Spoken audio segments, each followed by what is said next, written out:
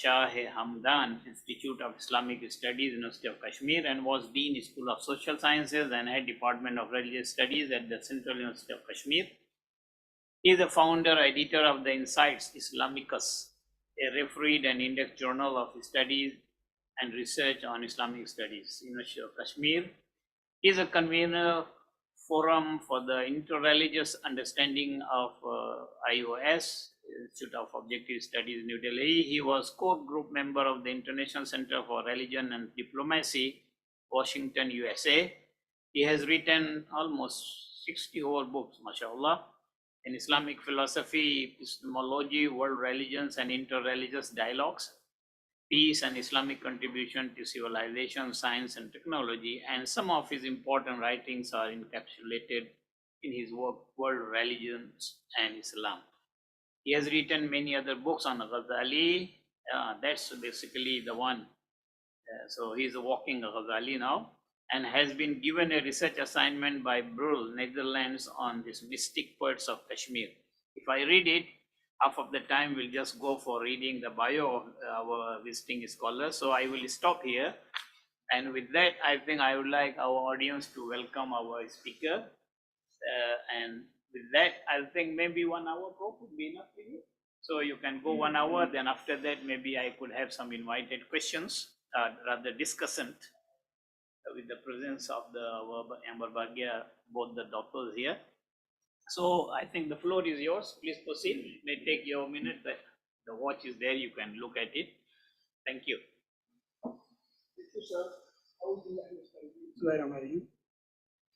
First of all, I thank Allah for this opportunity to be in the company of Professor Dr. Usman Bakr, one of the living legends and a great scholar whom I consider my teacher, and also Professor Murad, Professor Khalik, and the students, research scholars of IIUM and STAC, and the many scholars who are also online, and especially Professor Abdulaziz Bargut, the Dean, STAC, and his kind words and his encouragement has been always there. So I feel that this subject is very important in the sense that we need to have a philosophy of science, philosophy of integration. And without philosophy, we will not be able to convince the world about the genuineness and tenacity of our project, establishment of knowledge, integration of knowledge. Because philosophy used to be mother of all sciences and queen of all sciences, although now it has been reduced to only, as has been said by Hawking in his book, A Brief History of Time. Once upon a time, philosophers used to discuss about the origin of life, origin of universe. Now they say, what is language? What a come down. But I feel, so this modern world is created by various philosophical narratives. Religion has taken back seat in the western part of the world. So we need to understand philosophy if we want to convince the world. And I am taking clue from Imam Ghazali, rahmatullah, who said that before responding to philosophers, we need to master their sciences better than they master. And we should have more knowledge than they have about their philosophy. And if we will also master modern philosophy and then present alternative to that philosophy, that can be in form of Islamization of knowledge, integration of knowledge, Islamicization of knowledge, and different names have been given to it. So then this will be a great work. And I feel somewhere this aspect has been not that much highlighted, although I was just searching various works where some of our scholars have started working on those lines. Because the Weltanschauung of the West has been created by philosophy, not by religion in modern times. And if we want to address them, we have to address them on philosophical foundations. And we are addressing them on religious foundations. And that becomes a misplaced identity. Sometimes I feel so.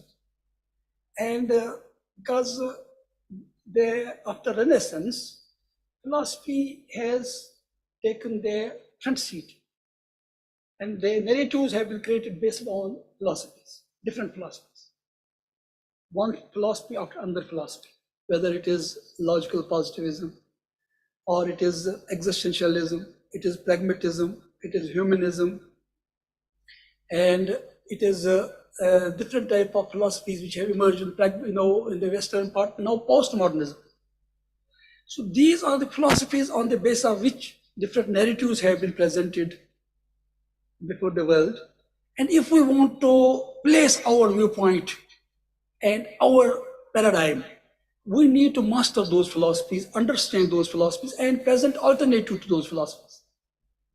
Otherwise, we will not be able to address the problems. And I always think some of our great scholars in the Islamic history, they were students of philosophy, and they impacted world better than others. First is Ghazali himself, and then Iqbal in modern times. Both were the students of philosophy. One was student of Greek philosophy, and second was student of modern Western philosophy. And they could understand West better. And their response has been taken seriously by people from different parts of the world. So this was the idea behind this whole lecture. So first of all, I will be trying to see what we mean by integration of knowledge and in context of philosophy. Then there's Islamization, Islamicization, and relevantization and integration. So there are different type of terms which have been used by our great scholars. And especially, I was just reading again Professor Usman Bakr's book, The Classification of Knowledge. And in that, the subject of classification along with hierarchy of knowledge.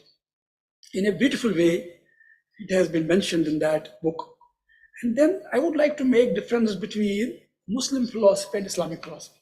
That's very much important because there's a lot of confusion. There had been a great confusion whether we should call Al-Kindi philosopher of Arabs or philosopher of Islam. And many books came on that subject.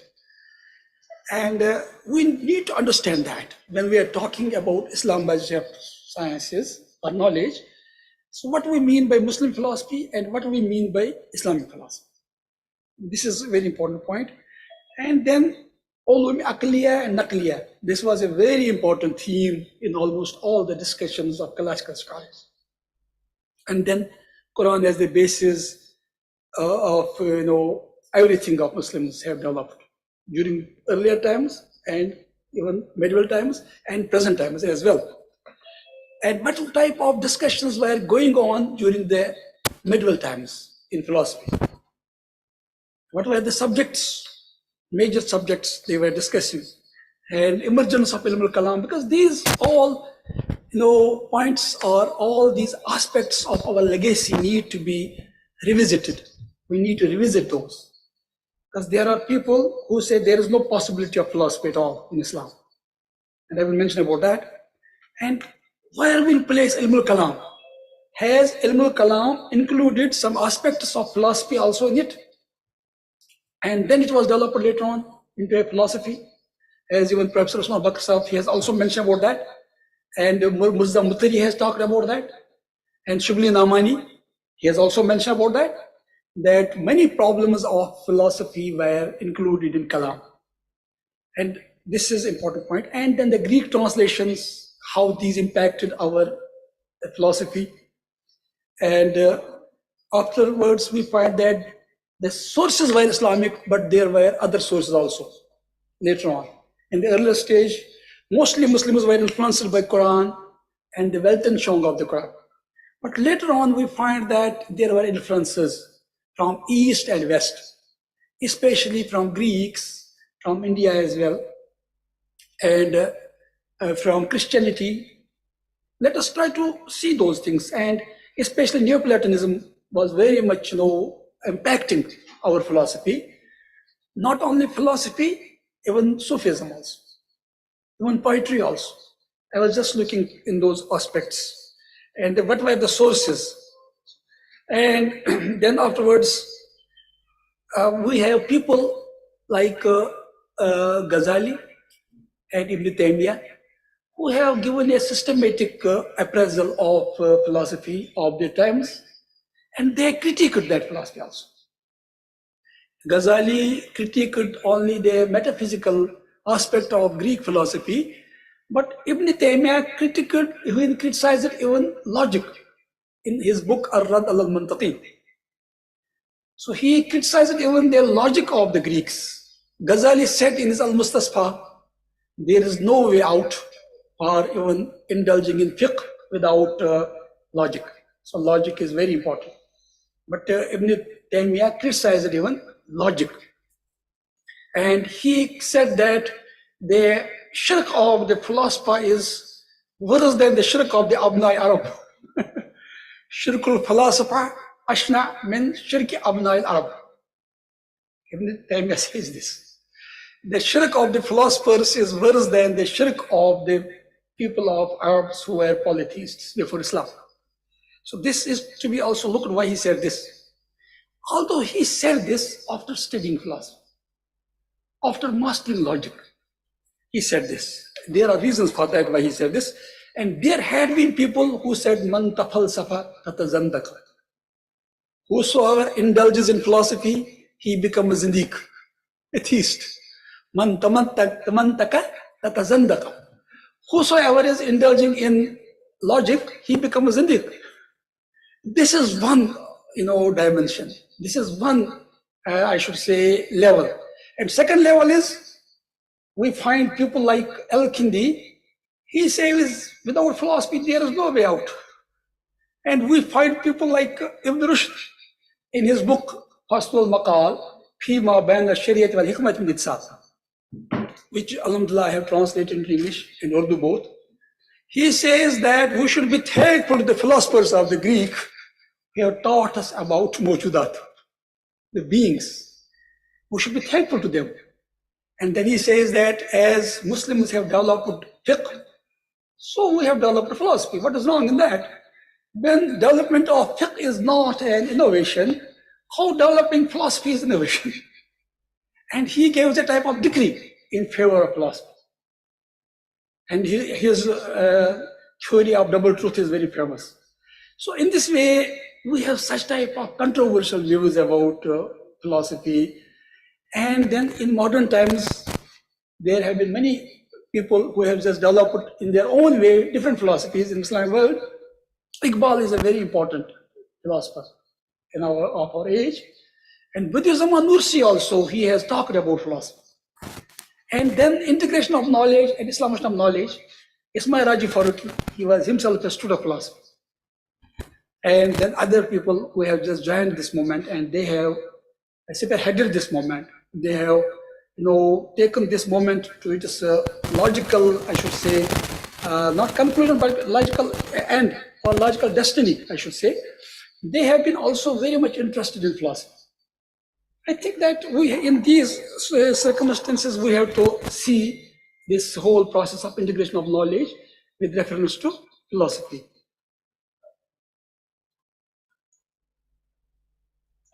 So, first of all, I would like to say Islam revolutionized human thought. And as such, there is much in the Quran and in the teachings of the Holy Prophet, which is the source material for Islamic philosophy. I believe so. And as a student and teacher of Islamic philosophy for the last 30 years, I have been believing in this philosophy, in this theory. And epistemology was also impacted by Quran, because before Islam, there were no such philosophical questions which were being raised by Arabs. In Quran, there are about 19 questions, including Yasalunaka ani ruh. O Prophet, they are asking you about spirit or soul. And Yasalunaka ani sa'at ayana mursaha. They are asking you about the day of judgment. These are all metaphysical questions. And Yasalunaka anil ahillah. They are asking you about the crescent. And so many other such type of questions were raised by Quran. And as Jamal Afghani says, when Muslims have left philosophy, they have started degenerating. Someone will ask me what type of philosophy was during the time of revelation of the Quran. I will say, although there was no philosophy, he says, but Quran had created philosophical questions. Questions were important. And a lot of curiosity was created in the minds of people.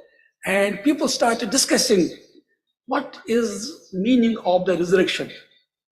And there had been discussion about the punishment in the grave between Hazrat Ibn Abbas and Hazrat Aisha, and Abu Hurairah. And there had been the discussion about ascension, whether it was physical or it was spiritual. These questions were very important questions. And where from these questions came? They came from Quran. These questions were raised by Quran. And because of that reason, people started discussing and about taqdeer also. And once Prophet ﷺ became very angry with the Sahaba, they were talking about freedom of will. And Prophet ﷺ said the earlier nations, they have to face their destiny because of indulging in these futile discussions. So it means people were starting discussing even their problems like freedom of will. It did not come out of below this philosophy. And we say only when Greek books were translated into Arabic, Muslims started philosophizing. It is not true. I believe it was the Quran which was the starting point of intellectual discussions among Arabs. Otherwise, they had no other book like that before. And Prophet was the teacher and Quran was the syllabi. Now, there's a question. Is philosophy possible in Islam? There are many people, they say it is not possible. I will mention about that. Then what is that philosophy? And what is Muslim philosophy? What is Islamic philosophy? Questions are more important than replies.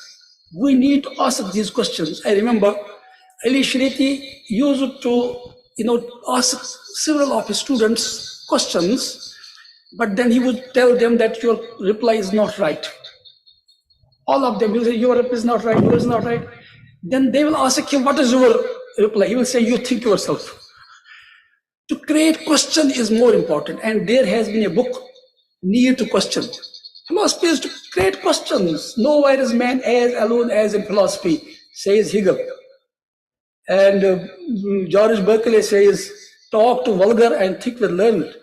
So to question even the status quo. So Quran had just created that, curiosity among people to question things. أَفَلَا يَنْظُرُونَ إِلَى الْإِبْلِ كَيْفَ خُلِقَتْ وَإِلَى السَّمَاءِ كَيْفَ رُفِعَتْ. So these questions have they not seen how camel has been created, how skies have been raised high, how earth has been leveled, and how mountains have been just also established or installed. So now there are people who say there is no possibility of philosophy in Islam. For example, Renan says that there is neglect of philosophy and creative arts among the Arabs. And he says this impacted how scholars understood Islam. It also impacted Arabs' self-image, stimulating reformist thought. Arabs also reacted by repudiating their heritage in favor of European modes.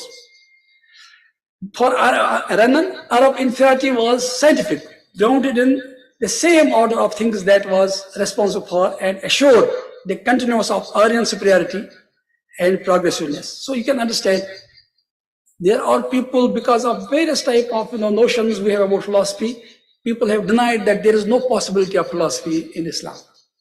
And we have just sometimes supported their view when we have just espoused such theories, man tafalsafa zandak. Although there were reasons why our fuqaha have said these things. There were reasons for that. But we have not contextualized these statements, and people thought that there is no possibility of philosophy in Islam. And then, for example, it has been said in his essay on Ibn Rushd, he says, he concluded that after the philosophers did, that is Ibn Rushd, rational thought disappeared in Islam, assuring the trump of the Quran over free thought. So they say that Quran just closed the door of free thought after the death of Ibn Rushd. And people say that he was the last philosopher Muslims have produced. And even Shibli Namani, one of the great scholars of India, he says that Ghazali definitely gave a blow to the philosophy, no doubt. And for 100 years, he silenced the philosophers in the East. Had Ibn Rushd not appeared on the scene, it would have died down also in West. Shibli Lamani says this. There are people, they say that Muslims, this was a great conspiracy. When the books of the Greeks were translated into Arabic, it was a conspiracy. And we have people like Wahiduddin Khan of India, and there are the scholars also, they say it, that this ilm al-kalam and this philosophy, this was a great conspiracy of the enemies of Islam, that books were translated and they started degenerating. And we need to address these questions, and we have been addressing.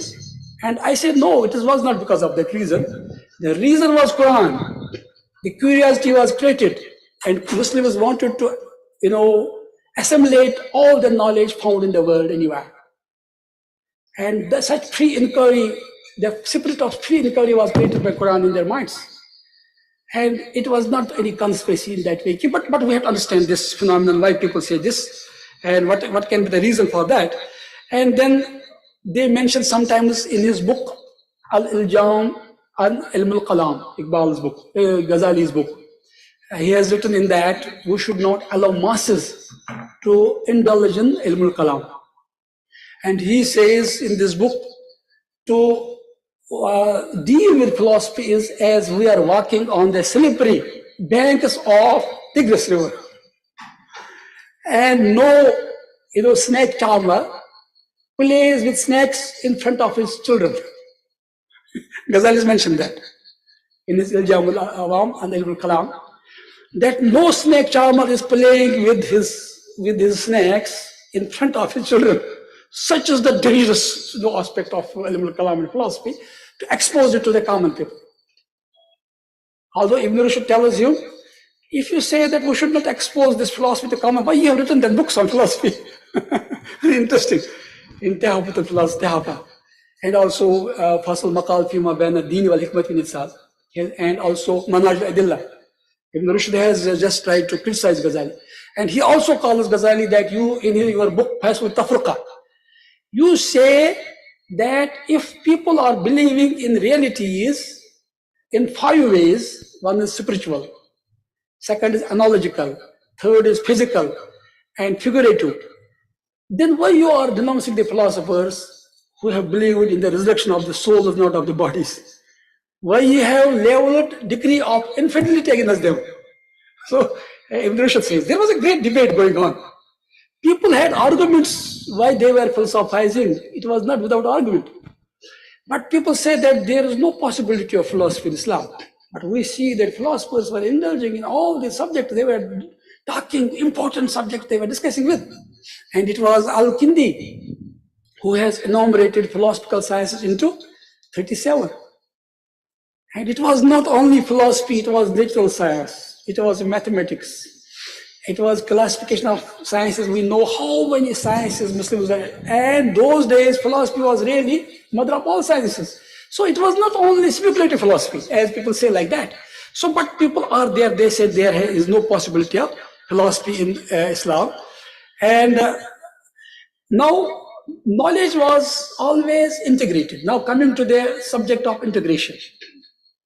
This was the question whether there is possibility of philosophy in Islam, and I have just tried to say that it was Quran which was responsible for creating intellectual curiosity. Now men have reached to the stage where they can think out of box. And says Ibn Rushd, the epistemological miracle of Islam is Quran. The time of the miracles had passed when Prophet ﷺ appeared. Although there have been many miracles, but the best miracle of Islam is Quran, and it's epistemological miracle. Now people were standing on their feet to discuss things and fathom things. Earlier times were times of magic. People were believing in different type of magical things, miraculous things. Now they started thinking because they could stand on their feet.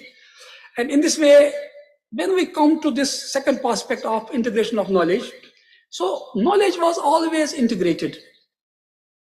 We had people like Aristotle, who was a poet, musician, philosopher, linguist, biologist, logist, and physicist. Archimedes, he was a scientist interested in mathematics, physics, and astronomy. And he was also known as an inventor and engineer. Ptolemy, he was known mathematician, astronomer, geographer, and astrologer. And he contributed to the theory of music and optics. Al-Biruni, coming to our own culture and our own legacy, he was well versed in physics, astronomy, mathematics, and also geographer, pharmacologist, historian, linguist, and especially he was Indologist. He stayed in India for so many years and sat at the feet of the Brahmins and Sadhus, and he learned Sanskrit language, and he wrote Kitab al-Hind. And later on, he was considered to be the Vidyasagar, ocean of knowledge. He was called by the Brahmins of India as Vidyasagar, ocean of knowledge. Then Ibn Haytham, he was a mathematician, astrologer, astronomer, philosopher, optician, and theologian.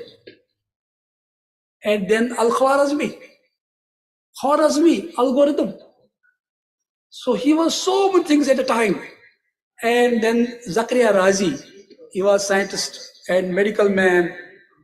And his book, very important books he has written on medical sciences, and his specialization in pediatrics and ophthalmology, apart from philosophy. And Ibn Sina, Sheikh Rais. So he was so much, having the interpretation of different subjects related to medicine. He has written the book on Adwatul Qalbiyah, the medicines for heart. And he first time just made experiment with, surgery. And what type of atmosphere we need for that. And his book was translated so many times in Western languages. About for up to 17th century, it was textbook in the Western universities as a medical textbook. And he wrote on psychology, geography, and theology, and his others. And then Musa bin Maimun, who wrote an interesting book that is Dalil al-Hayrin in Arabic. And Musa bin Maimun, the Maimonides, was a Jew. And his Mishnah is very important for the Jews. And he wrote in Arabic, Dalil al-Hayrin. And he was an eminent Jewish scholar. He excelled in jurisprudence, philosophy, astronomy, medicine, and theology. And then Galileo. He was an Italian astronomer, physicist, engineer, philosopher, and mathematician. So this list goes on and on. So knowledge was not disintegrated. Then why is it disintegrated nowadays? We need to search for that. And it was Muslim scholars have now tried to talk about the integration, the sense of possessing an encyclopedic knowledge that was mentioned by scholars.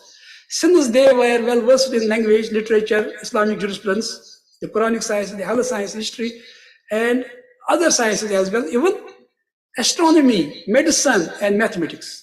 So these Muslims were also having the integrated approach towards knowledge. And Greeks had also the integrated approach to knowledge. And philosophy used to be mother of all these sciences. Philosophy was not limited, as I have mentioned about Hawking. Now, what is philosophy? We say philosophy is what is language, what a come down. It was not like that. So Muslims and non-Muslims and Greeks and Hindus and Buddhists, their knowledge was so vast and it was encyclopedic in nature. And if we talk, for example, Ibn Taymiyyah, he is a figure we need to rediscover him.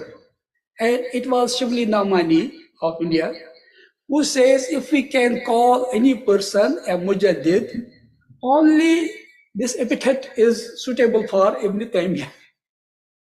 Although he was Hanfi himself. Shibli Namani was Hanfi.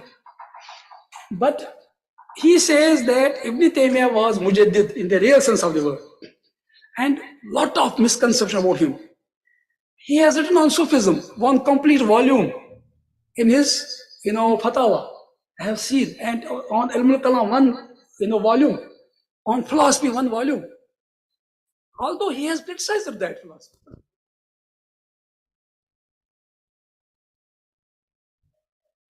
Philosophy.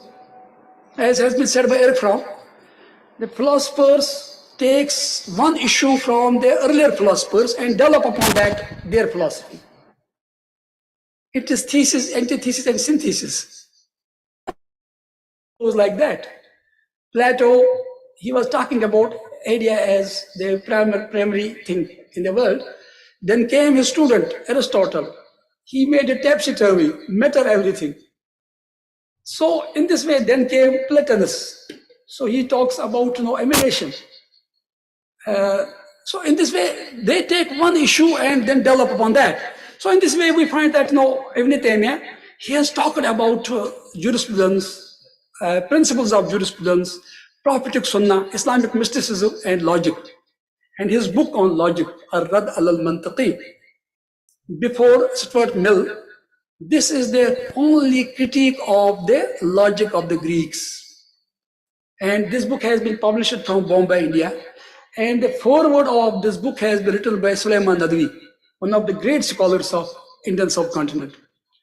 In ancient times, sages and scholars spoke of integration between knowledge and science. And Ibn Rushd had talked about that, especially Ibn Rushd was very important because his book, Fasul Maqal Fima Bain al-Dini wal Hikmat min Itsal, he affirmed the possibility of linking wisdom and the divinely given law.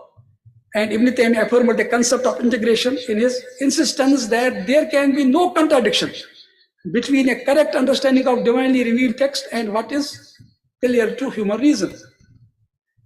And then Al-Kushairi, who was a Sufi mystic, and he has talked about tariqah and sharia and Marifa.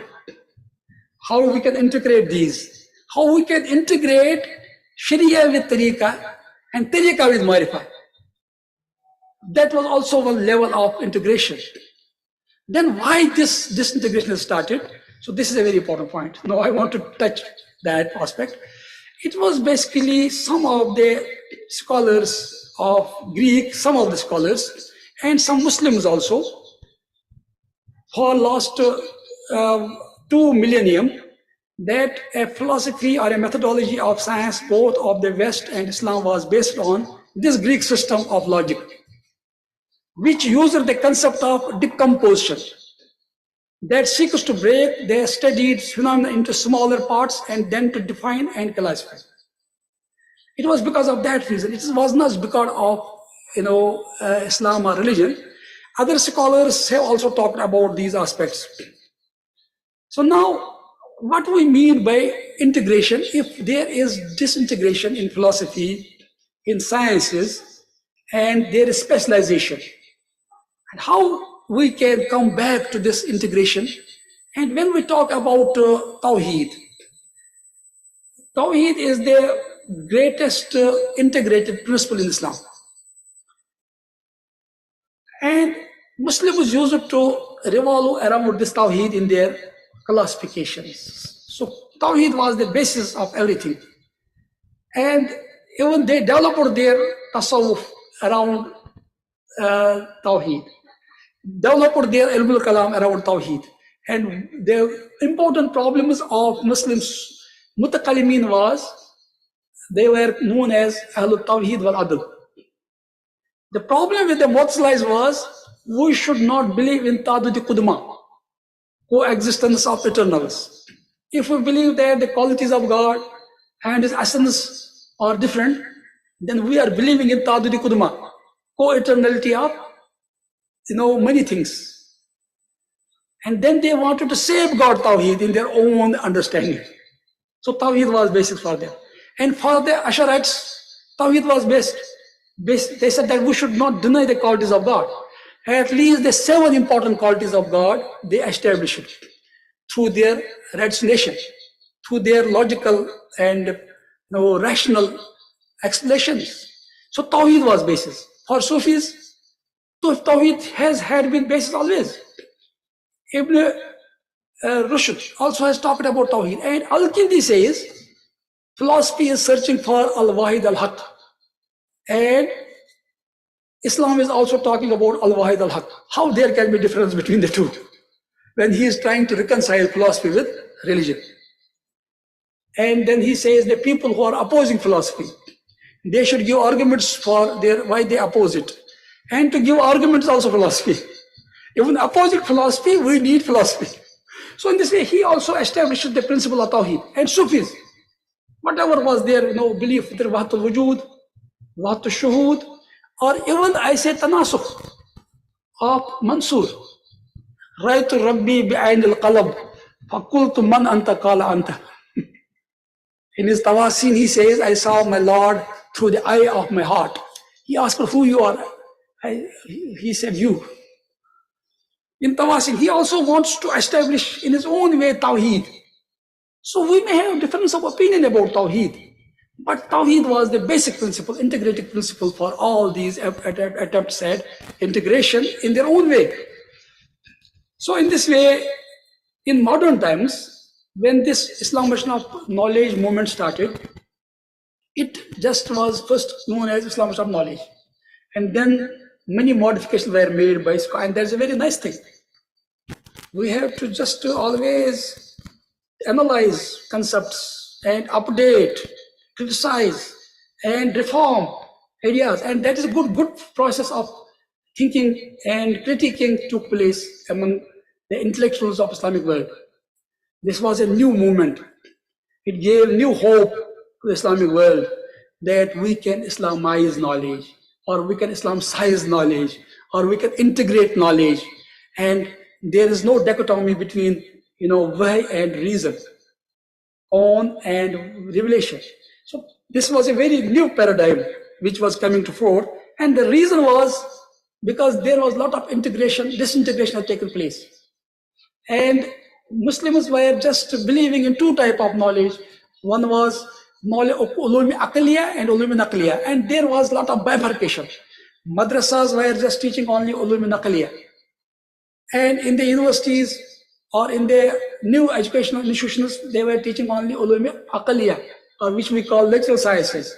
And there was dichotomy between these two, realms of knowledge and science, and that was creating a lot of problem. And it was very lot of communication problem was there.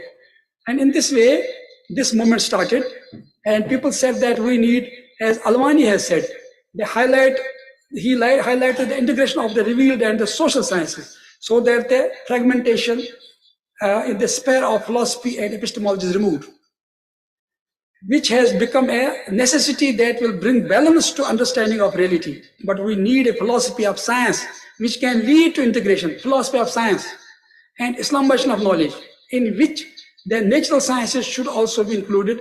Previously, in the scheme of Ismail Raji Faruqi, we had to only, Islamize social sciences. But people like Alwani and also, Kamal Hassan and other, scholars and Professor Osman Bakr and others, mashallah, they have tried to talk about that we need to also integrate and Islamicize or Islamize natural sciences. And this was a very important point, because natural science was basically setting the agenda for social sciences in the Western context. Research methodology was based on scientific methodology, which was coming from natural sciences, not from social science. And after the logical positivism, emergence of logical positivism and positivism, the course in positivistic philosophy by Auguste Comte, where he said there are three stages: theological stage, metaphysical stage, and positivist stage. Now there is a positivist stage only. No role for the theologians, no role for the metaphysicians. And if there is a role, that's our positivists. And after the emergence of logical positivism, elimination of metaphysics and verifiability principle. Whatever you can't verify, that is nonsensical. That is nonsensical. Then the linguistic philosophy, and then Heidegger's, then Wittgenstein's philosophy, picture theory and philosophical investigations. And then Bertrand Russell, who talked about, sense data, then sensibilia, then neutral monism. And he said reality is unknown and unknowable. And so many things where sense perception was the source of knowledge, of sense data. So in this situation, there was need of knowledge, there was need of science, which could be integrated. And especially in wake of the postmodernism, where there were no grand narratives, There was no meaning, there was only absurdity. Lost man, the end of the history and the lost man, Foucault, Michael Foucault. So such type of books when these came, and they tried to just give the death blow to metaphysics, to integration, and to holistic approach to science and knowledge. So this was needed, and Alhamdulillah, is Islamic of knowledge movement started, Islamization or integration of knowledge movement started. Whatever names we can give to it, there's nothing wrong in that. Although people have just tried to come out with some explanations, if we call it Islamization, then it will be difficult. How we can Islamize knowledge, which has been praised by Allah? So we should Islamicize. We have Muslim philosophy. We should see what is Islamic in that and what is not, which has been mentioned by, by people as abstraction or isolation. By people like, Alwani, they said we should isolate those things which are not Islamic. There are many elements in our philosophy, in our sciences, which have non-Islamic roots. Let us try to isolate those aspects. Let us take to abstract those aspects from our philosophy, but we can't deny whole legacy. We can't Islamize whole legacy. There is Islamic history, there is Islamic philosophy, there is Islamic economics, and we can't say that it is totally non-Islamic, un-Islamic. So we need to see what our Islamic element is there, and we have to master our legacy. And our legacy history is very important. We can't deny, we can't negate our legacy. And that was also a very important point. And in this way, epistemological integration might be classified, for example, as a branch of philosophy, ontology, epistemology, or ethics, in which case it takes on an abstract theoretical dimension. The concept of integration epistemology is linked to the concept of the unity of knowledge. So there is unity of knowledge, unity of life, and unity of everything in this world. So unity of knowledge, which constitutes the logical foundation for such integration. Nevertheless, the Islamic principle of divine oneness, Tawheed, will be present in discussions of both the unity and such other topics. So there are other people, for example, this was also one attempt, and there were people like Muzaffar Iqbal. He said we should try to integrate Islam and science in such a way that we are speaking not only it as a link, but about its a complete unification. And then we have people like Ziauddin Sardar, together with a number of his associates. Then they came out with the idea of Ijmaliya school. We know Ijmaliya school. According to this school, all sciences, including the natural sciences and the socially constructed functional in nature, that is to say that they are tools and means of action. Their value being determined by the practical influences. So we can, approximate even those sciences in this. And then Farooqi's, very important contribution in this was that this reason and revelation are complementary to each other, and various branches of knowledge we need to integrate, and which the Islamic heritage has been burdened in the name of Islamic philosophy and scholastic theology, and he made powerful case for reformation of Islamic thought on those lines. And then there have been other people who have talked on the similar lines, and they gave example of sometimes of Ghazali, sometimes of Ibn Taymiyyah, sometimes of Mu'tazilites, and they did not, just delete themselves from their past, from their legacy. That was important.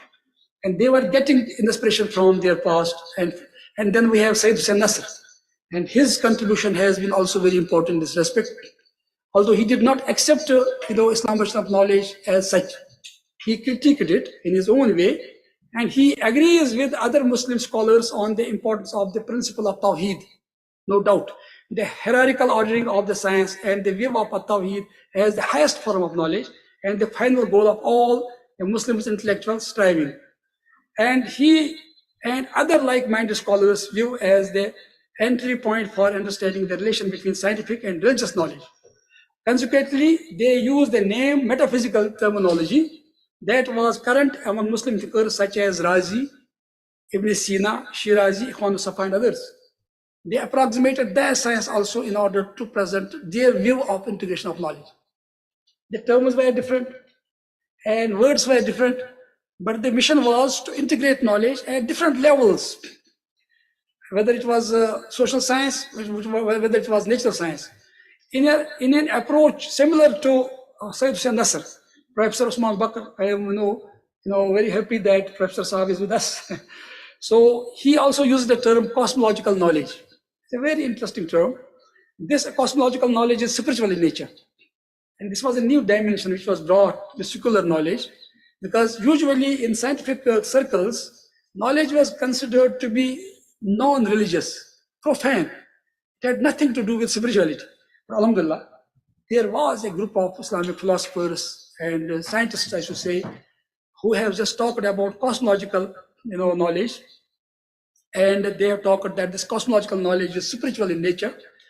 And then Professor Usman Bakr has said about knowledge, that knowledge of God Creator is the knowledge of the universe in its capacity as one effect of the Creator's action. Awareness of the relationship between God, the Creator, and the created cosmos, or between the principle of unity and its manifestation in the cosmos, is the primary foundation for the unity of scientific and spiritual knowledge. And then there are other people who have talked about that. Now coming to what is now new, because I have mentioned many scholars like Kamal Hassan, like Malakawi, and Taha Jabir Alwani, Professor Hussain Nasr, Professor Usman Bakr, and others about this. Now coming to how we can talk about philosophy as a multidisciplinary approach in methodology and other aspects. Yeah.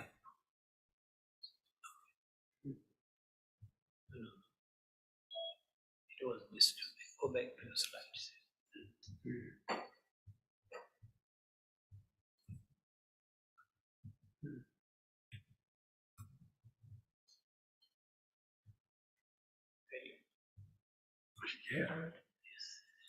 Yeah. So I was talking about to adopt a multidisciplinary approach to methodology, how we can do it, and even Jasir Auda, when he invokes the theory of Maqas Sharia, he also talks that we need to have a multidisciplinary approach to methodology. He writes, disciplinization should not be an obstacle in the way of using relevant concepts from different fields in research. The call for the integration of knowledge comes from the idea of the unity of knowledge. All knowledge comes from and is caused by the one God. Therefore, there is no distinction in Islam between religion and science, because all true knowledge points to the same source, the all-knowing God. Consequently, acquisition of knowledge is considered an obligation on society. According to a hadith of the Prophet reported by Ibn Majah, he said, seeking knowledge is obligatory for every Muslim, and included men and women both. So what type of knowledge this was? So it has not been identified. Knowledge means knowledge. And this word is al-min. It is the instrument of knowledge. And in most verses of the Quran, the study of the universe has been considered as ibadah. As Iqbal says in his reconstruction of religious thought, to study the nature is also ibadah. To study the time is also history and nature. That is sanurihum ayatuna fi anfusihim wa fil afaq hatta yatabayyana lahum annahu al-haq. We will show them the signs in the universe and in their own selves, so that they may realize this. And Iqbal quotes this hadith, this Quranic verse. And then he says there are two dimensions of knowledge. One dimension is the universe. Second is history. It is also a source of knowledge. And then he says we need to integrate sense perception with reason. And Ghazali says that we need to integrate four sources of knowledge. One is sense perception, hakmi his. Then second is hakmi aql. Then third is hakmi wisdan. And fourth is hakmi wahi. We need to integrate these sources of knowledge. Not only the subjects, but even the sources of knowledge are to be integrated. In the western part of the world, sense perception, sensibilia, sense data, or the neutral monism is the source of knowledge. But in our part of the world, these all sources are to be integrated, and knowledge constitutes that what is received from these all sources. However, the scholars classified a certain minimal level of religious knowledge as a personal obligation. So there is the dichotomy between two concepts. One is farz kifaya and second is farz ain. So Farz-e-Ain is that which is necessary for all the people. They need to learn that knowledge. But there is a set of knowledge which is to be, learned by a group of people. Otherwise, whole community will become, they will become responsible for lapse on that part. And that's known as Farz-e-Kifaya. Even Ghazali has talked about that. But he says that we can't not at the expense of the other sciences, which are the responsibility of the community as a whole, not individual responsibility, the knowledge of that. And he says all the jurists are going for jurisprudence and they do go for medical sciences. And he says that these jurists say we should not accept the witness of a zimmi, but they accept to be treated by the zimmis. So what a type of understanding. He just makes point here. He says there must be a group of people who should know tib. Why all people are knowing only jurisprudence? He makes a very important point. And he says if a person does not know tib or medical science, he will never know the meaning of this verse. When I become sick, Allah gives me shifa. So only a person who has knowledge of medical science, he can only know this Quranic verse. So sometimes knowledge of Quran is dependent on knowledge of medical sciences and natural science and social sciences. And then I have mentioned about Ismail Raji Faruqi and others. So one point which I would like to highlight is that Quran has mentioned about various sources of knowledge. One source of knowledge is sense perception. Second source of knowledge is aql. Third is, as I mentioned, wijdan. Fourth is revelation. And then there are the terms which has been used by Quran for knowledge, how we can acquire knowledge, how we can acquire knowledge. First term is aql. Taqul. Afala yaqilun. Afala taqilun.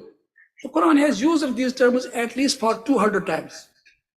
So aql is a common sense knowledge.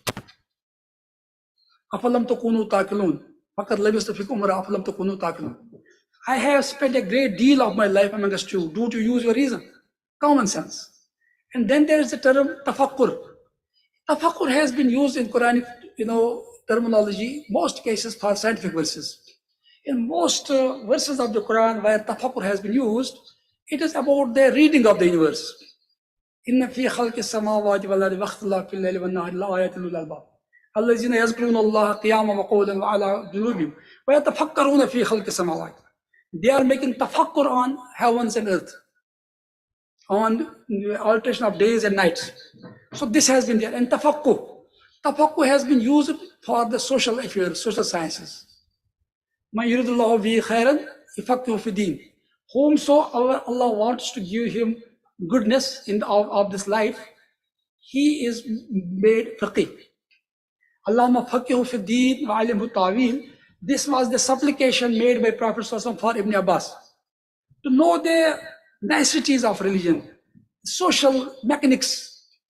And for that tafakkur we need to have training. It is not like aql. Aql is common. So, and then we have hikmah. And about 32 meanings have been given to this word hikmah by Anwar Shaykh Kashmiri, one of the great muhaddis of India, Deoband. He says there are 32 meanings, but this science is non-prophetic. The term connotes knowledge which is non-prophetic, not prophetic. Then he quotes that, for example, we have inna mina shar la hikmah. In poetry, in some poetry, there is wisdom, there is hikmah. Walakat atayna Luqman hikmah. Luqman was given hikmah. He was not a prophet. Wamma yutil hikmah faqat utiya khairan kasira. Whosoever has been given hikmah, he has been given much wisdom. And it was for that reason that Muslim philosophers and scientists used hikmah for philosophy, for medical science. It was not without reason. And that point has been supported by Ibn Rushd's book, Fasul Maqal Fima Baina Shariat wal Hikmat wal Islam.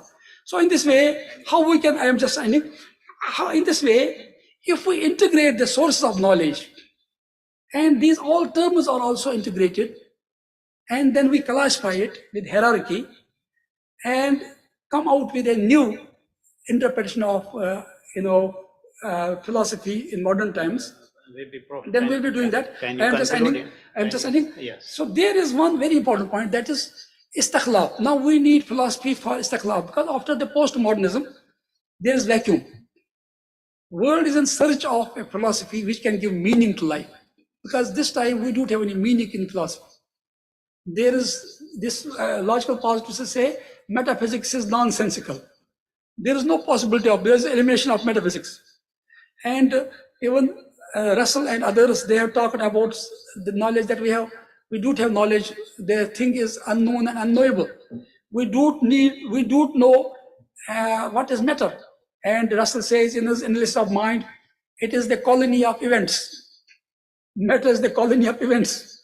And we don't know whether sun exists or not, because the sun we observe, it was 8 minutes before, which maybe it is not existing. We can't believe. And this tree, there are positons, neutrons, revolving there. So they have doubted even those things which are solid. What to say of things which are beyond, which are beyond metaphysics.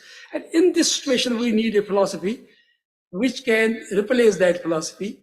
And that philosophy can be only presented through this integration of knowledge perspective, and Islamic knowledge perspective, where we can integrate science with religion, where we can integrate reason with revelation, where we can integrate science of universe with science of book. That's ayat in the universe and ayat in the book. Science is in the universe and science is in the book.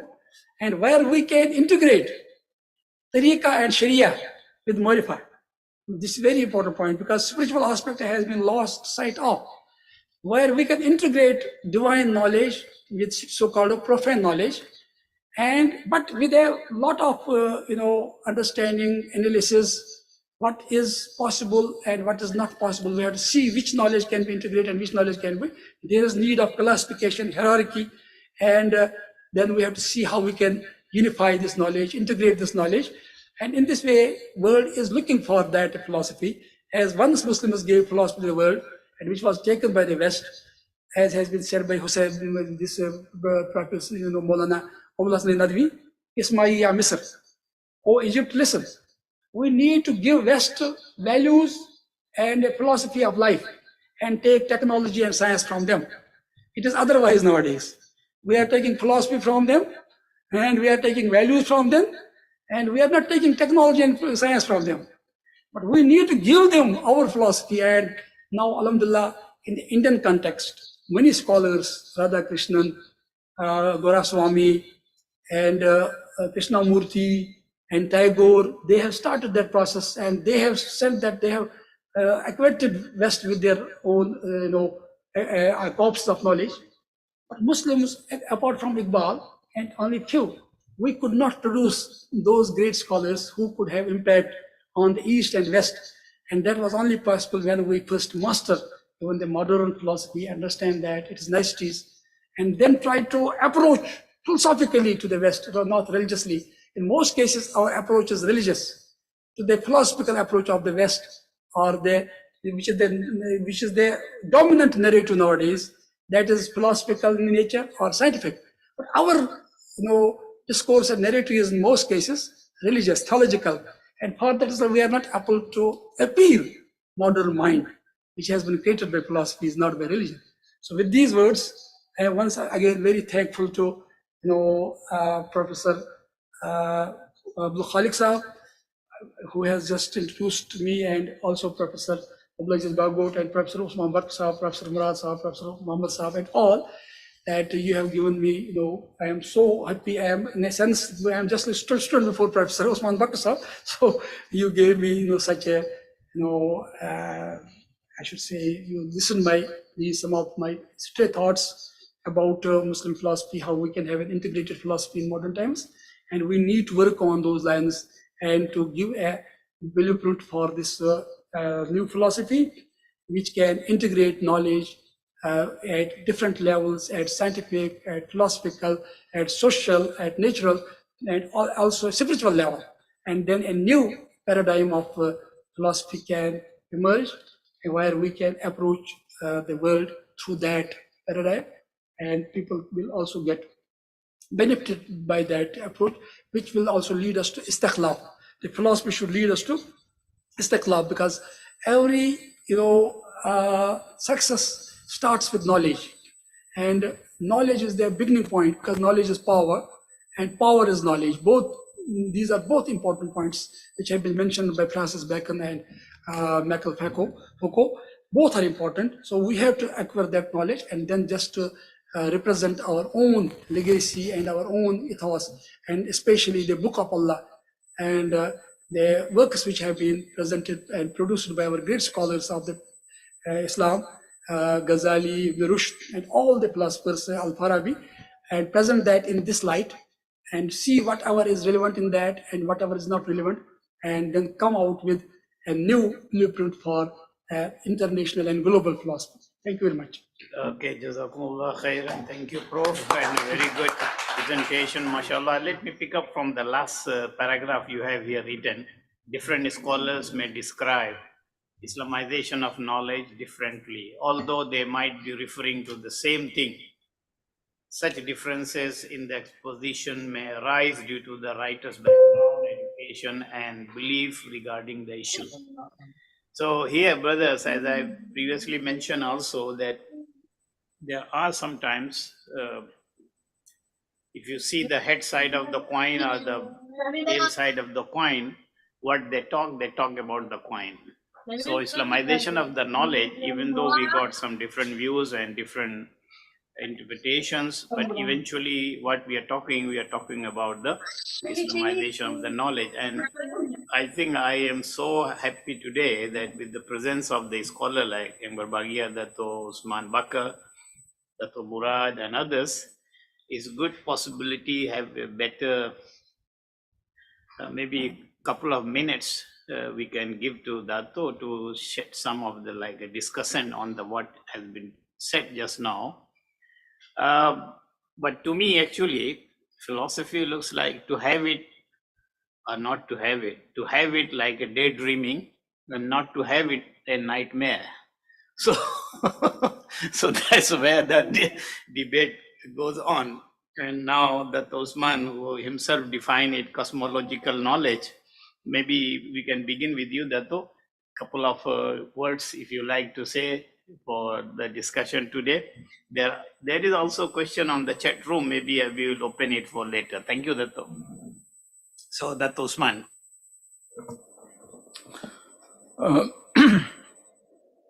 Assalamualaikum warahmatullahi wabarakatuh. Thank you, Professor Khalid. Well, I just want to ask, not to give another presentation. Based on the topic that you are discussing, integration of knowledge and with reference to philosophy, to me, both terms, integration and philosophy, are contested words today, right now, in the world. Yeah. So I don't basically. I want to go into something more basic. That's my question. Since you come from Kashmir, from the context of the Indian subcontinent, I want to focus on that. Yeah, because I want to learn something from you. Years back, also decades ago, when I was first, involved in this discourse about Islam, about Islamic revival, about Islamization, I observed that in the Indian subcontinent, meaning India today, Pakistan, Bangladesh, and even Kashmir. So the region is taking more seriously than any other region on the difference between Islam and Muslim. So, question of Muslim science versus Islamic science, Muslim philosophy and Islamic philosophy. How is that issue after decades? That issue, Indian subcontinent, yeah, perhaps in Kashmir itself, and maybe you want to refer to Muslim Aligarh, yeah, because there was intense discussion. Islamic philosophy is different. Muslim philosophy is different. They are referring to two different things. So I would like to get you to tell us. I mean, is that still, still hotly debating on that, or things have slowed down, cooled down? Okay, that's my first question. Second question, just to question, Prof. Sorry. Second, one more question. In the history of Islam in India, there have been, since early times, attempts by Muslim thinkers to respond to the indigenous philosophy, meaning here the classical Indian philosophy. A very, very good example, of course, Al-Biruni, we know very well. How Al-Biruni responded to that. But we know very little, apart from, because we know quite a bit about Al-Biruni, because it happened that his book, Al-Hind, India, was translated into English, But we know that very well. There are many ulama in India. Just about to Shah Waliullah, for example, right? They wrote in Arabic, and they wrote on excellent philosophical works. Yeah, but we don't know. And I mean, you can tell us. I mean, to tell us basically what I want to know is,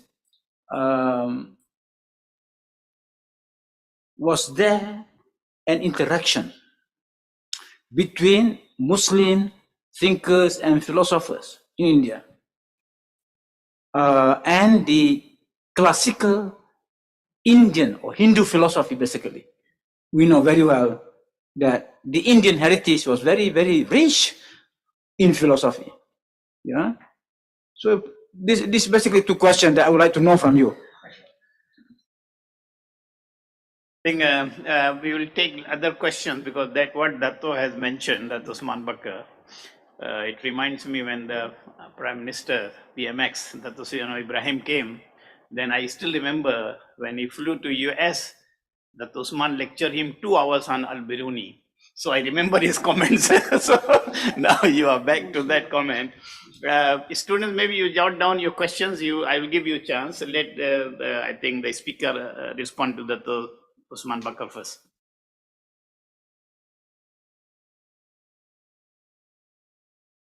Professor,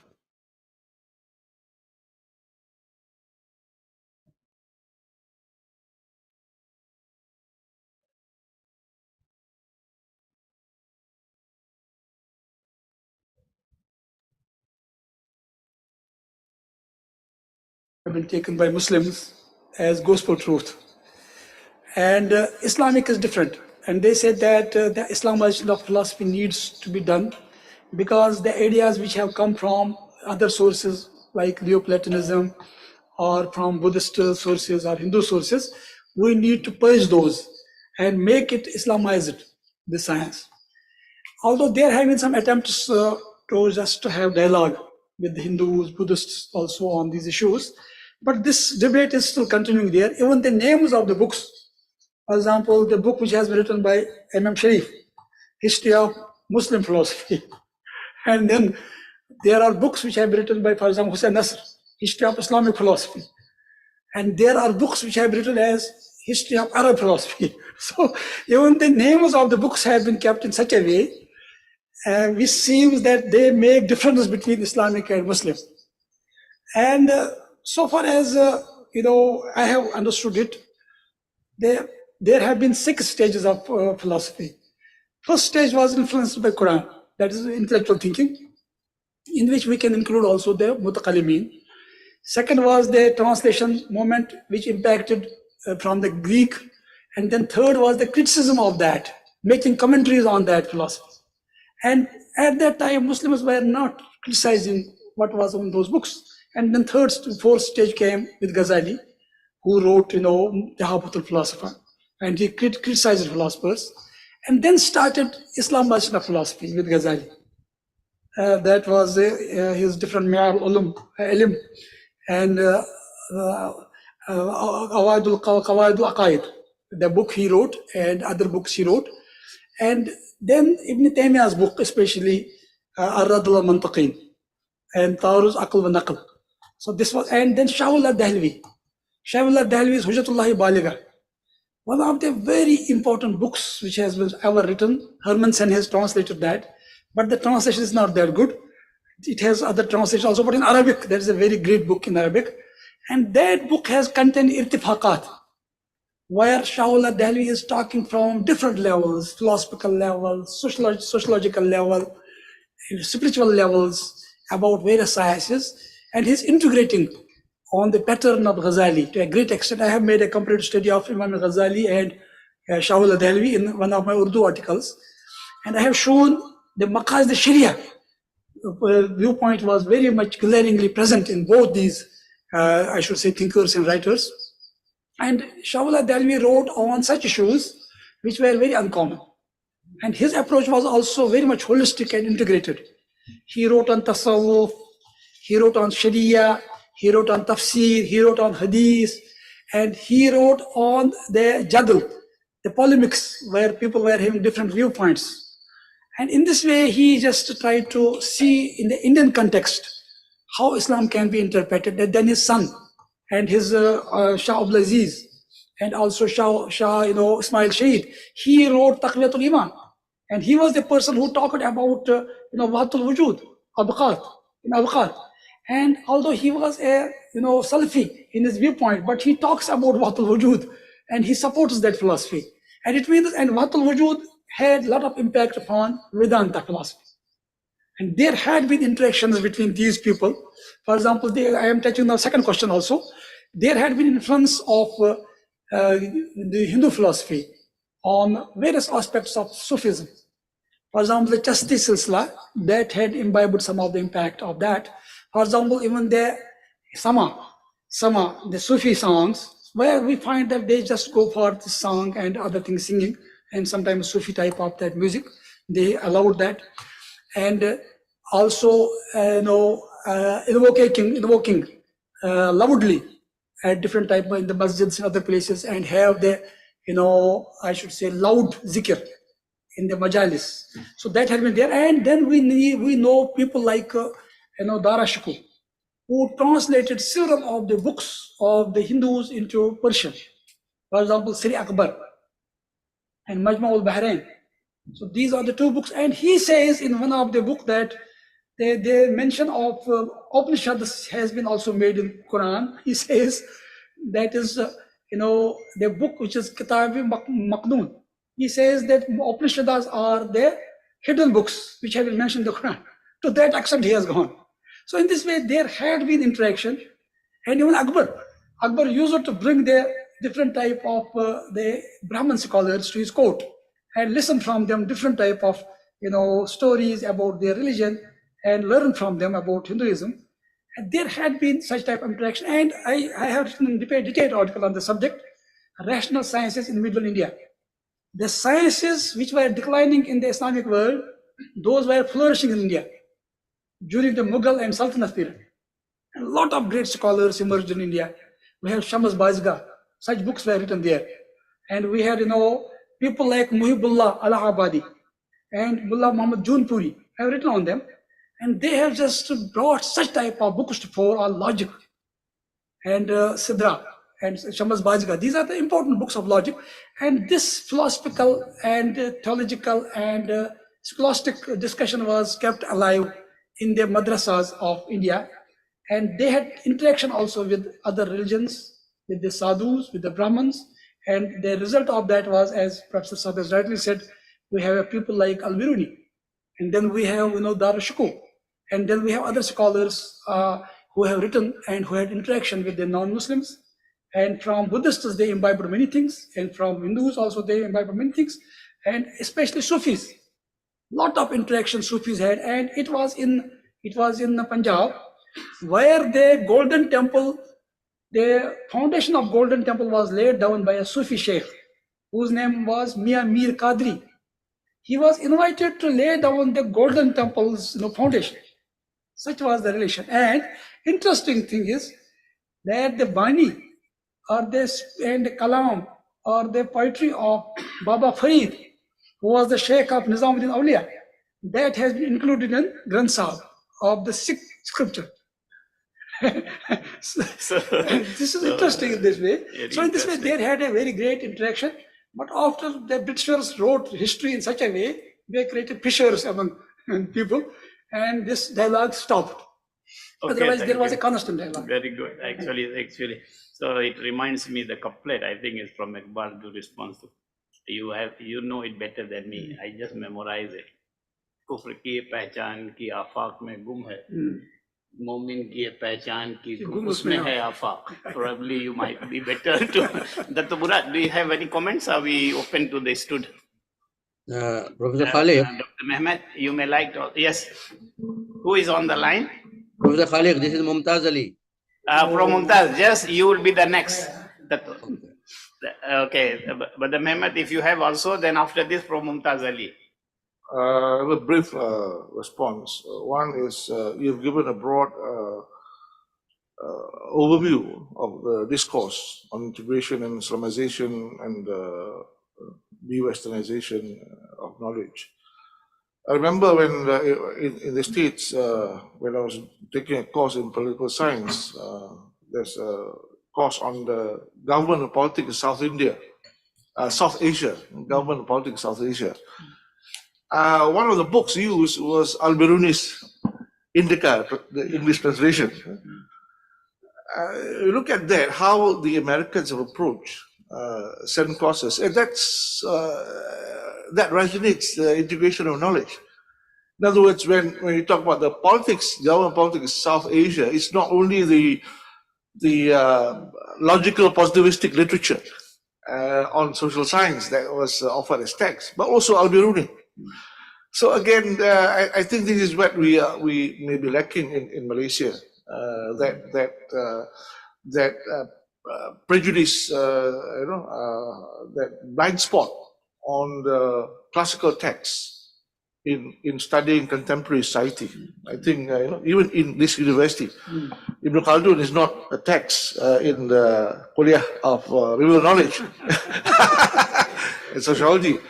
So again, in the process of knowledge integration, one thing which I have not noticed among Muslim scholars is that they do not approach knowledge and the academic disciplines from a deconstructive assumption.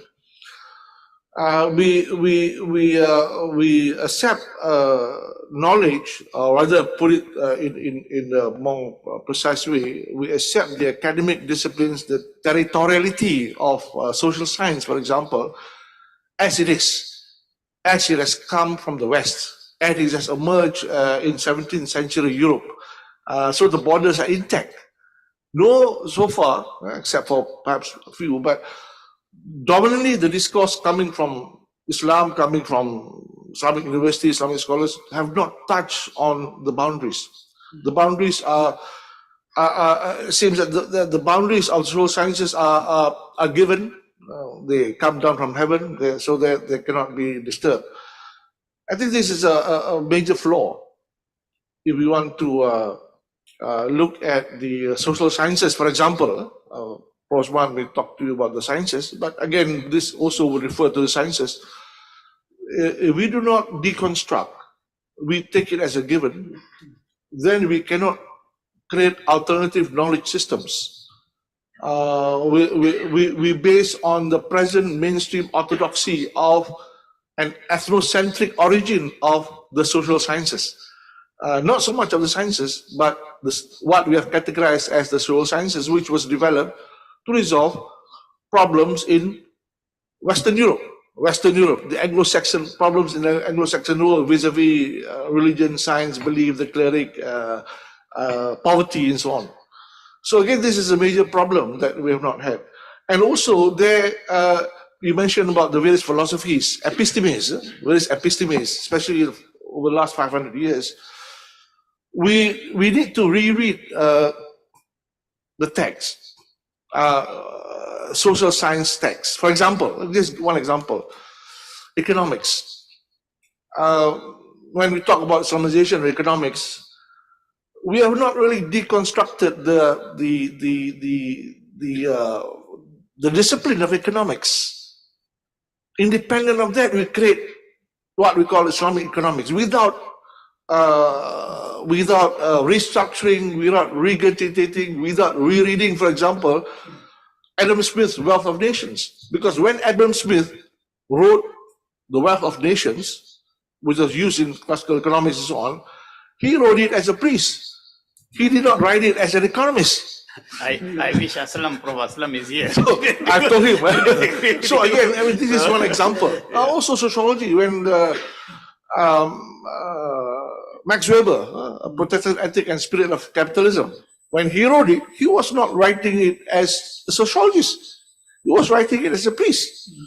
So I think if we want to look at alternative knowledge systems, then we need to revise that reading and understanding of text. Yeah, that's all. Thank you. Yes, Prof. Mumtaz, can you also just quickly, though, because after this there are questions from students. I want to open for the students. Prof. Mumtaz, are you still connected? Yes, I am connected. Thank you very much. I wish you won't bully your junior professor. He Are has you able been to junior. hear me? He was junior to 1 year from you, so I am worried you might bully him. So please be straightforward. Are you hearing me? Yes, we are hearing you. Thank you very much. Thank you very much, Professor Amit, for your wonderful lecture. I have some observation and very simple observation, and within 1 minute or 2 minutes, I will complete my observation. As the topic says, integration of knowledge with reference to philosophy. So I and other may be expecting that we have been hearing about past contributions and past scholars' viewpoints. But under the integration of knowledge or Islamization of knowledge, we want to understand how can we teach, study philosophy. What was the methodology of the philosophers of Greeks? And what should be the methodology of the philosophy of proponents of Islamization of knowledge or integration of knowledge? And what are the contents under the philosophy of Greeks philosophers? And what are the content under the Islamic philosophy? I am thinking that these are the things which require our attention so that our young students, they can benefit and they can start rethinking about philosophy, methodology of philosophy, and Islamic philosophy. Because I feel that for a long time, in spite of several efforts, Islamization of knowledge, in fact, insists that we have to think everything fresh from our own contemporary perspective. It does not mean that we do not go into the past, but emphasis is on our own contemporary thinking. From that point of view, I would like to hear from you what was the basic difference between Greek philosophy and what was the basic difference in Islamic philosophy, or what should be the basic difference today. Thank you. Thank you, Prof. Mumtaz. I know you have earned twice what you call awards on the Islamization of knowledge. Your books have been given. So with that respect, I would wish that the speaker will comment on that. There are two more students asking, one from Uganda, another is somewhere in the Central Asian countries. So I'm not sure. Would you like to take them together? I better respond to this. First, Okay, so let the respond to the professors. Then after this, for students. So far as or I should say observation of Professor Murad is concerned, it was very, mashallah, very good observation, and he's right. I also feel that we could not deconstruct that knowledge. We are building on that knowledge in a way. It's not like Ghazalian approach. As I was saying, Ghazali first deconstructed Greek philosophy, then he came out with his own philosophy. And he mentioned in his Maqasid al-Philosopher, unless and until we master their philosophy and know it more than they know, we will never be able to rebuttal them. But we are rebuttaling without knowing the modern context and not deconstructing that. And sometimes we mix up many things, hodgepodge way. That's the problem. And unless, as has been said about Kant, he criticized the reason to make place for faith. We are not criticizing, we are not, deconstructing the knowledge which is with us of different subjects, especially social sciences and philosophy as well, and natural science as well. And we don't deconstruct that, and we start mixing these two, integrating these two, and that creates more confusion than it solves any problem. And we need to first master these sciences in a way so that we can become masters of those sciences. And we can be also acknowledged as experts of those sciences in our own right. And then only we can just build our own system by replacing that, because their wealth and chong or their worldview is existing there. And I have seen some attempts by some of our scholars. They say whatever Big Bang is, that is mentioned in Quran also. They say afala yanzuruna ila al-ibl, and they say that because Quran has mentioned already that everything was created by water. So this is the theory which is also being proven by this Big Bang, that everything was torn apart when the Big Bang took place and this world came, and this has been proven by modern science. Whereas modern science denies God by this Big Bang theory. And they say no, it is supporting because they don't know the background of the theory of Big Bang. In the same way, as you said, Adam Smith and other such type of philosophers, they have built their theories, and their, the Wilton Chong or the worldview was different. And the assumptions were different, and the hypothesis was different. And we take them as true and start building knowledge on that without deconstructing that. So that's the problem. And we are taking it not that seriously. Marcus took 18 years to understand capitalism. And then he wrote Das Kapital. And we take only 18 hours, sometimes 18 minutes to just give fatwa. Fatwa will not do. We need to work very hard on those issues and deconstruct the knowledge and then reconstruct. And that is needed.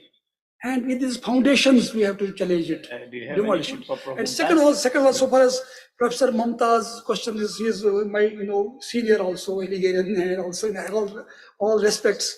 And I respect him, and especially his work on Islamic knowledge, very great. So far as he is right. What were the contents of the Greek philosophy? So that has been mentioned by our scholars like Ghazali also. And then what can be Islamic contents? For example, he has condensed those all views of philosophers into 20 headings, Ghazali, in his Maqasid al-Philosopher. Then on 17, he called them as heretics, and then on 3, he called them as infidels. And in this way, other philosophers have also enumerated what were the different discussions that were being made by Greeks and how we can replace them with Islamic contents. For example, there was no, cause of cause. Muslims have brought cause of cause by intelligences, 10 intelligences, which was not found in Greek philosophy. In the same way, Muslims have provided arguments for miracles, and Ghazali had to deny the causation in order to pave way for miracles. Although Hume had to deny miracles and to deny causation. I know that I have done some comparative study of David Hume and Ghazali, so far as the causation is concerned. So the terms were very clear. But basically, the contention of Muslim philosophers was that these are not the issues which have been discussed by the philosophers of the Greek. We have different issues. So very important issue was of Tawheed. But so far as Tawheed was not that much clearly clear in Greek philosophy, so Muslims, they laid much emphasis on Tawheed, and they tried to safeguard it from all the attacks which were coming from different sides. And in Greeks, we had cause of all causes. They had no cause of cause. They had at the most cause and effect.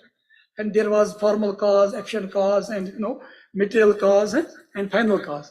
But Muslims have brought 10 intelligences instead of that, and they brought some other concepts of that. And then Ibn Taymiyyah and others, they said this is not the subjects which are being discussed in Greek philosophy.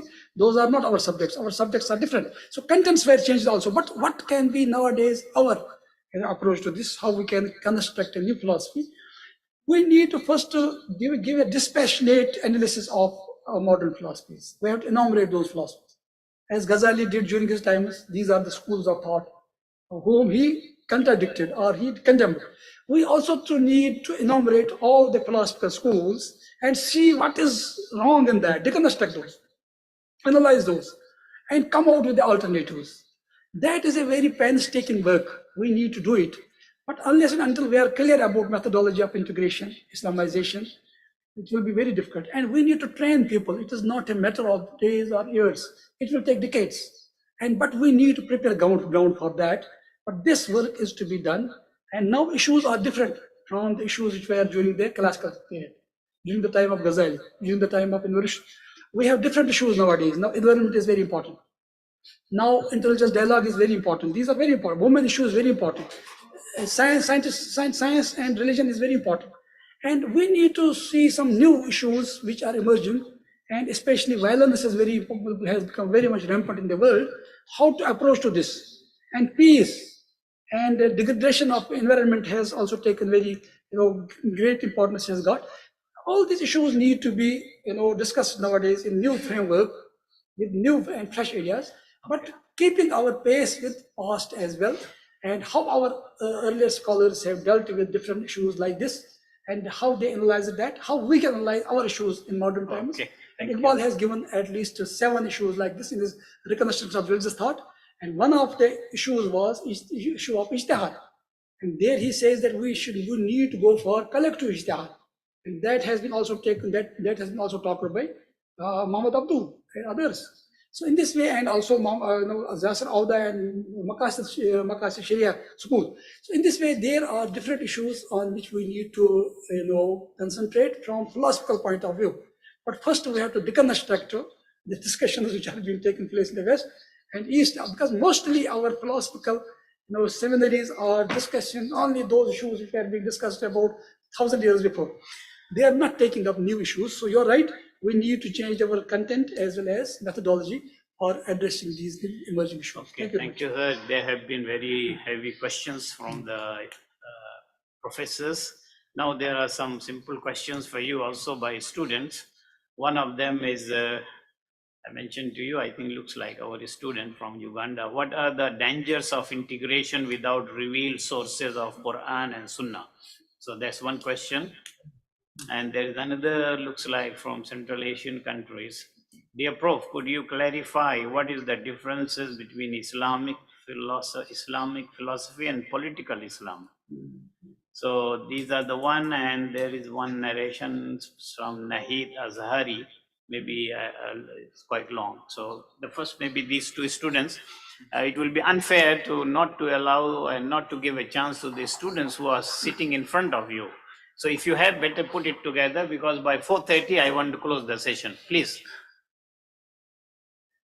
Anyone from here? If you are shy, you will lose the chance. You can ask in Urdu, no problem if you want. No, they speak well. Okay, so maybe you can respond. So, yeah, Varsala, very good question. It was about this without taking recourse to revealed knowledge, if we go for integration. I think that will be disintegration only. If there is no integration with the sciences, with the revealed knowledge, lot of disintegration will be there, because shirk takes us to disintegration and Tawheed takes us to integration. Without Tawheed and revelation, no possibility of integration is there, in my view. Tawheed is a great integrated principle. And in West, we have only narratives, we have only data, but they don't have any integrated principle. And for that reason, their views are always, as has been said by Descartes, there is not even a single proposition on which all the philosophers agree. And they don't agree on it, but there has been not even a single proposition on which all the prophets don't agree. Because their source of knowledge is from God, revelation. So in this way, without revealed science and without taking recourse to revealed knowledge, there is no possibility of integration, in my view. Although there have been some attempts in the West, social biology and other things, as Wilson has said, and other things have said. But that has not led us to anywhere. And even Bertrand Russell has also adopted that approach. But there's a lot of dichotomy in their views. This is not integrated approach to knowledge at all. So, yeah. But there in the Anglo-Saxon world, in the European world, and in America, there are many, for example, institutions that establish to integrate knowledge. They have combined and fused disparate areas of disciplines. For example, the mind and culture, for example. I mean, they study that, but we don't study. We don't have that. Yeah. So again, to me, that's without Tawheed, but that's integration. American Academy of Arts and Sciences, that's integration. But here we don't have that. We have Academy of Sciences, but we don't have Academy of Arts and Sciences. And also they have a journal that we read those journals, those discourse about integrating two bodies of knowledge. Yeah, there's you're right. But we don't have it here. But question, we're talking about Tawheed, but we don't have it. But his basically his question was, what are the dangers? What are the dangers? So I said there have been dangers without going to integration of knowledge through real perspective. There are dangers, but there are attempts people are making. So it is possible in their own way. But if we want, as Muslims, so we can integrate it in a way where we can integrate akli with nakli. So that's the point. Now there is a second point was there. There was a question about political Islam. Yes. Yeah. So far as Islamic philosophy and political ideology is concerned, or political Islam is concerned, this is very unfortunate that we have mixed so many things together. In our approach to sciences nowadays. Political Islam is Islam. It is not political. It is not non-political. Why to segregate any aspect of life from Islam and make only political Islam as the I should say the agenda of Islam in this modern world? And that has created a lot of problems for us. And this agenda is not set by Muslims. This has been set by West, clash of civilizations and political Islam by Graham Fuller and such type of people who have just set agenda for us through this. So in this way, there is difference. We need to talk about in a holistic way about Islam, in which one of the aspects is politics as well. Economics is also one of the aspects. Philosophy is also, spirituality is also one of the aspects. But just to lay emphasis only on political Islam, that is creating a lot of misconceptions about Islam, as Islam is only for politics. And there have been people like Montgomery Ward. He says in Makkah, Prophet was only talking in the religious terms, but in Medina, he was talking only in political terms. What is that? What is that? So Islam is integrated everywhere. So Tawheed was always in Makkah, Tawheed was in Medina, but details came later on in Medina. In Makkah, base was laid and details came later on. So it is not only political. It's much more than that. It's way of life. There is only one sister question. All this so far, it will be unfair if you don't give chance to a sister. And that's Nahid Azhari. And I think I just read, it's very long. She said, I have a follow-up question to which Prof. Dato Usman had asked earlier in regards to the Islam, Muslim philosophy. All these terms are now very much negatively framed and propagandized in the light of the terror attacks. More problematic. And Western culture, imperialism, and they now resolve to the term Islamist, which they argue to be more neutral than the ones mentioned to refer to US. How do we counter this kind of thinking? What should be the basis of our arguments? This is the one long narration. And Prof. Imtiaz, Dr. Imtiaz, you came last and my time to conclude the session is 4:30. But nevertheless, I just read your question to our speaker. He might like to privately talk to you later. Why, Dr. Imtiaz Yusuf in Vietnam, now he's asking, why drop the term Islamization? So this is the last words, and after this, I will request Prof. If he is still around, Prof. Abdul Aziz to give a concluding remarks. Thank you very much, Prof. So far, this term is concerned like Islamist. These rubrics have been given to us by others, not ourselves. I don't know. Muslim and Islam is sufficient for us to call Islamists and Arabists and I don't know, so many terms have been given to us. So best way is not to believe in these rubrics. Rather, we need to just present our things in a simple way. And because there is construction and deconstruction of the terms, then we have to deconstruct why we call a person Islamist, why we call Islamization, why we call it integration now. There are problems, and this point has been raised by Professor Kamal Hassan Marhum. He has talked about this, why we should use Islamicization or relevantization rather than Islamization. But I think that you may use this term or that term. So what is in the what is in the word? Basically, what is the meaning behind these all terms? And we can use these words synonymously. Sometimes we can use one word, sometimes we can use another word, and we can just include many other things. But this Islamization is also it is not also very problematic that much. Although some people have just raised some questions about this, and then they have brought different terms for that. They have Islamicization, relevantization, and also integration of knowledge and others, and holistic approach to knowledge, and unity of knowledge, hierarchy in knowledge, classification of knowledge. I think that these all terms can be entertained at different levels, and there is nothing wrong in using these terms. But important is what is the intent.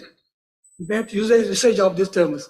Because sometimes if we just use a term as has been said by, is it so, Toshiko, these terms are replete with the, wealth and strong. There is something behind that terms. We are using sometimes to Bismillah. We are using sometimes Shri Ganesh. So the meanings are totally different because the wealth and strong behind these is very much present. And people take it with some, I should say, pinch of salt. They think there is something hidden, agenda, this and that. But if we use such terms which can be understood by all, which are globally and universally applicable, and people, we can relate with people, I don't think so there is anything wrong, because Quran has said,